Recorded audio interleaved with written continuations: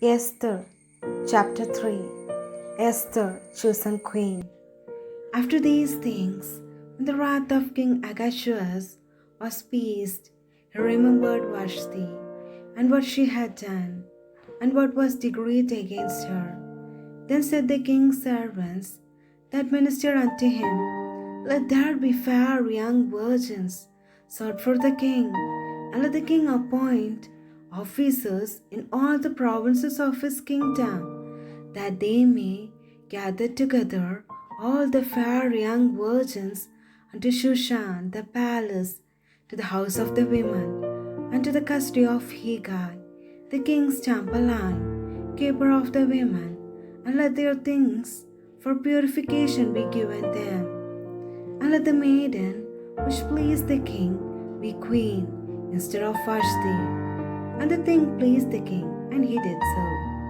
Now in Shushan, the palace, there was a certain Jew, whose name was Mordecai, the son of Jair, the son of Shimi, the son of Kish, a Benjamite, who had been carried away from Jerusalem with the captivity which had been carried away with Jethro, king of Judah, whom Nebuchadnezzar, the king of Babylon, had carried away. And he brought up Hadassah, that is Esther, his uncle's daughter, for she had neither father nor mother, and the maiden was fair and beautiful, whom Mordecai, when her father and mother were dead, took for his own daughter. So it came to pass, when the king's commandment and his decree was heard, and every many maidens were gathered together unto Shushan the palace, to the custody of Hegai, that Esther was also brought unto the king's house, to the custody of Hegai, keeper of the women. And the maiden pleased him, and she obtained kindness of him, and he speedily gave her things for purification, with such things as belonged to her, as 7 maidens, which were meet to be given her out of the king's house. And he preferred her and her maidens unto the best place of the house of the women. Esther had not showed her people nor her kindred, for Mordecai had charged her that she should not show it. And Mordecai walked every day before the court of the women's house, to know how Esther did and what should become of her. Every mortal stand was come to go into King Ahasuerus. After that she had been 12 months, according to the manner of the women. For so were the days of their purifications accomplished, to wit, 6 months with oil of myrrh, and 6 months with sweet odors, and with other things for the purification of the women.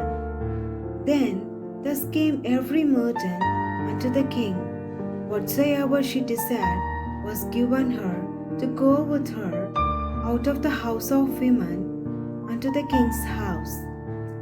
In the evening she went, on down the morrow she returned into the second house of the women, to the custody of Shingai, the king's chamberlain, which kept the concubines.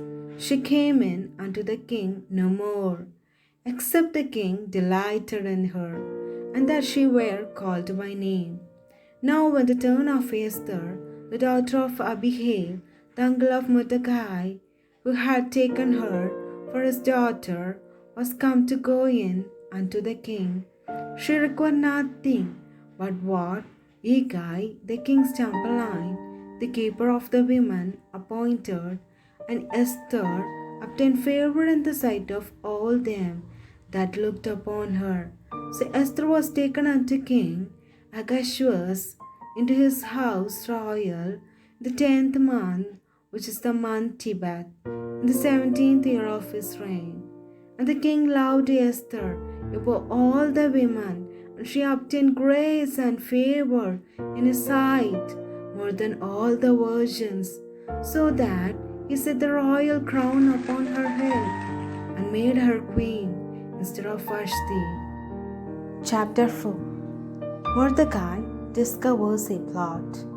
In those days, while Mordecai sat in the king's gate. Two of the king's chamberlains, Bigthan and Tish, of those which kept the door, were wroth, and sought to lay hand on the king Ahasuerus. And the thing was known to Mordecai, who told it unto Esther the queen, and Esther certified the king thereof in Mordecai's name. And when inquisition was made of the matter, it was found out. Therefore they were both hanged on a tree, and it was written in the book of Chronicles before the king.